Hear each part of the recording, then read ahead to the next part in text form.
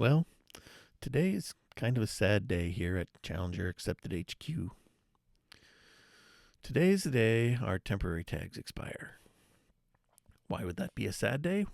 Well, because I live in Ohio, and in Ohio you have to have a front license plate, even though all the states that border Ohio do not.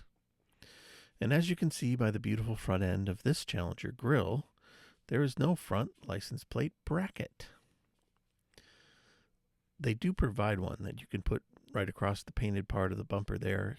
It sticks out like a sore thumb and looks trashy. And it requires you to drill holes in your bumper cover. And I don't want to do that. I looked online, and there are several YouTube videos about how to mount it down below in that lower grill area, and that's what we're going to do. I am going to do a slight modification. I'm going to mount it over on the passenger side of the grill rather than center, because I don't want to block so much of the radiator that it would block if you put it dead center of that grill.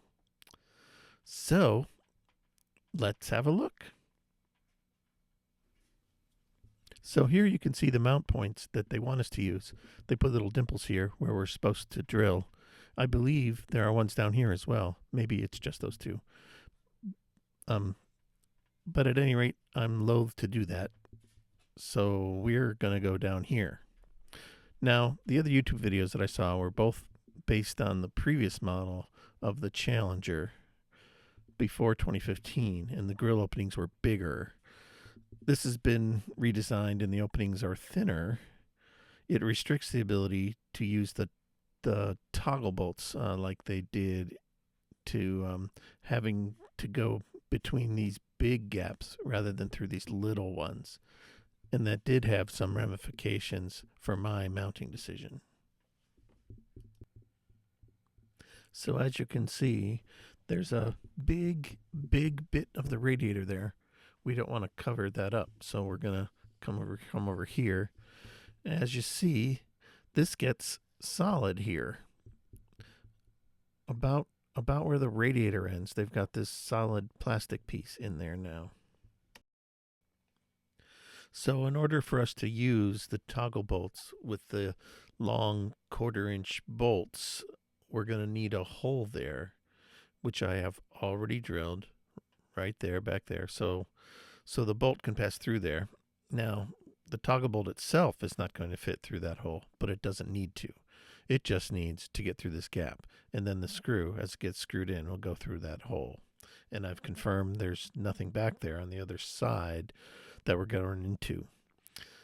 And that's the same with the screw we're going to go through about right here. It will go up at an angle through this opening right here. So that's what we're aiming to mount. We're going to use these holes here and here as opposed to these. The reason I did that was because when I looked at doing it with the upper holes, it was going to want to go right through this area here. And that is too narrow for the toggle bolt to fit through. So we need to target for this area or this area. If I target for this area, it was going to make the thing mount too low. So let's get to it.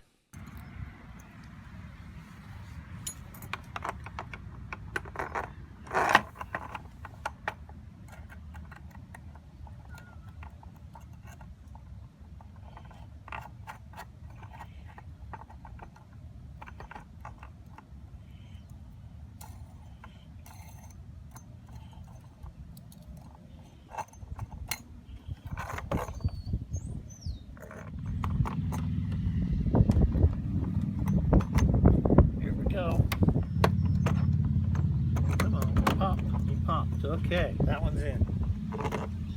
Now you're in. Okay. Now you just gotta hold these while we screw it in.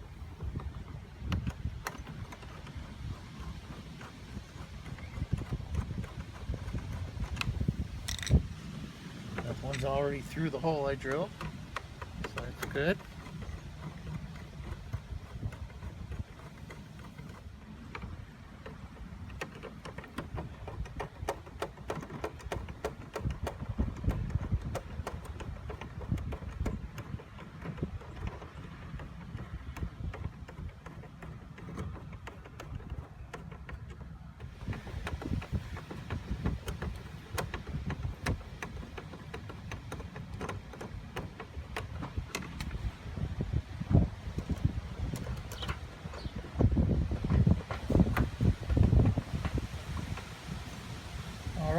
and snug.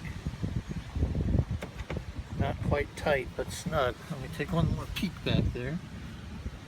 That looks pretty good. Let's see if we can get a camera shot of that. Okay, that looks pretty good.